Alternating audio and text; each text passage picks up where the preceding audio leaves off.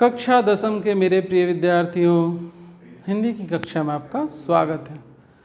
हम लोगों ने बाल गोविंद भगत पाठ पढ़ना प्रारंभ कर दिया था और तेरी गठरी में लागा चोर मुसाफिर जाग जरा तक पढ़ लिया था। आगे बढ़ते हैं और पाठ को समझते हैं। कार्तिक आया नहीं कि बाल गोविंद भगत की प्रभातियाँ शुरू हुई।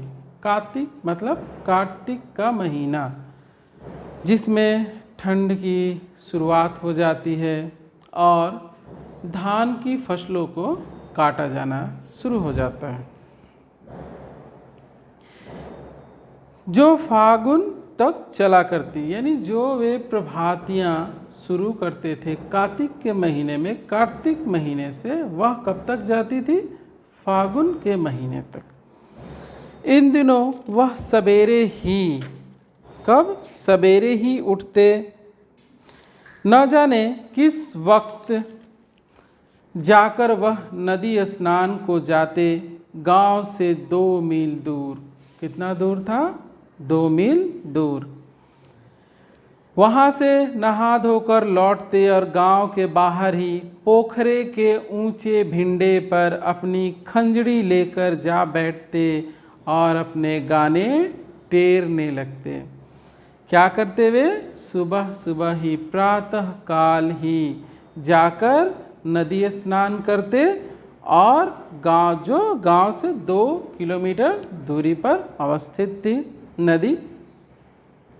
फिर वहाँ से जब वो नहाकर लौटते थे तो वहीं पोखरे के पास जो ऊंचे भिंड, पोखरे मतलब तालाब, वहाँ जो ऊंचा स्थान था उस पर बैठकर खंजड़ी लेकर क्या करते थे? अपने गाने शुरू कर देते थे, जो कबीरदास जी के लिखे हुए थे।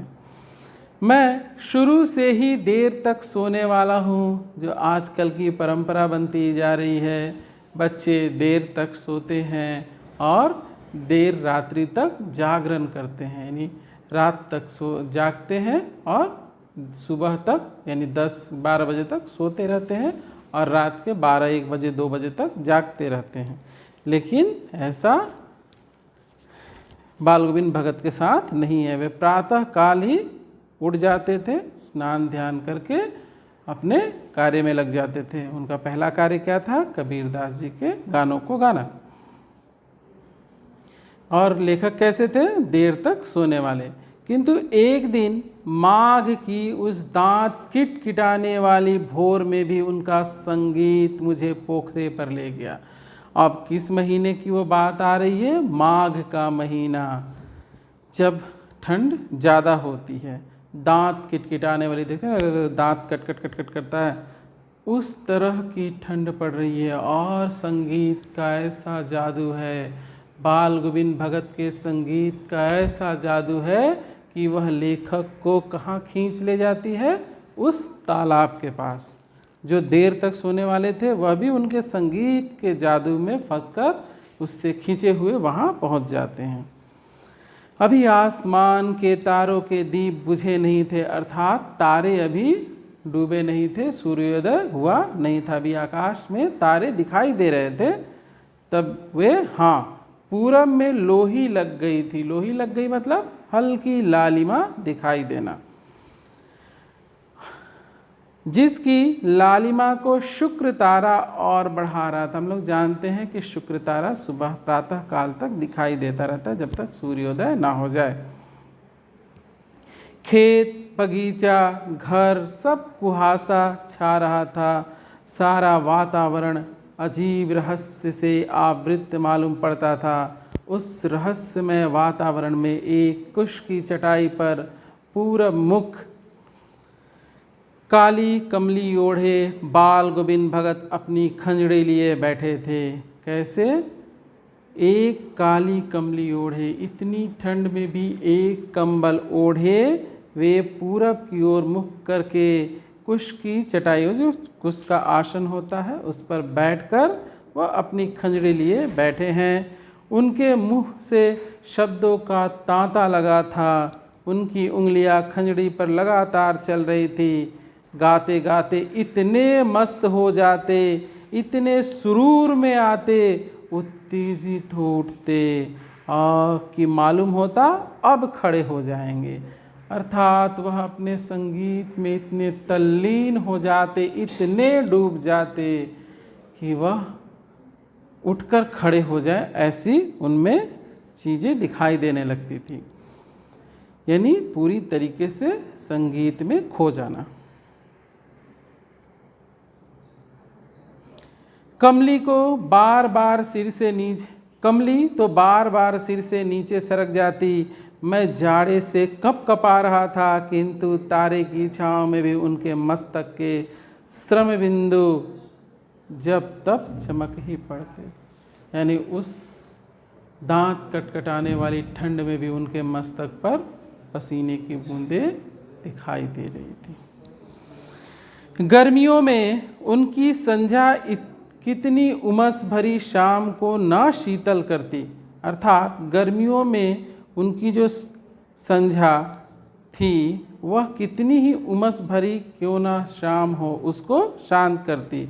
अपने घर के आंगन में आसन जमा बैठते। गांव के उनके कुछ प्रेमी भी जुट जाते। खंजड़ियों और करतालों की भरमार हो जाती।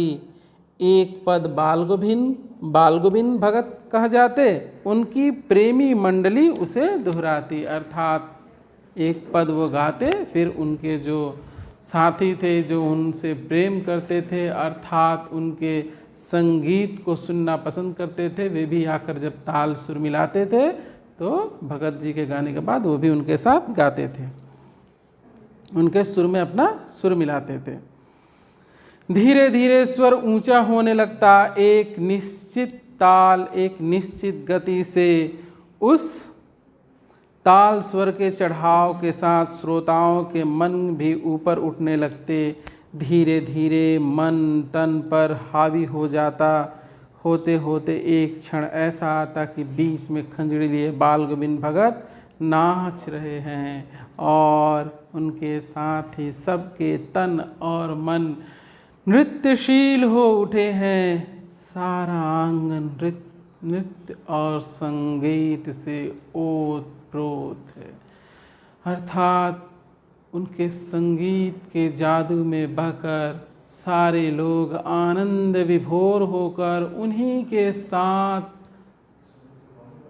सुर और ताल में उस संगीत में खो जाते थे। अर्थात सोचिए उनके संगीत में कैसा जादू था कि सब लोग उनके साथ खड़े होकर नाचने लगते थे। आज इस पाठ में इतना ही, और कुछ अंश हमारा बचा हुआ है, उसे हम लोग अगली कक्षा में पूर्ण करेंगे। मिलते हैं अगली कक्षा में। तब तक के लिए आप लोग खुश रहें, प्रसन्न रहें और पढ़ाई करते रहें।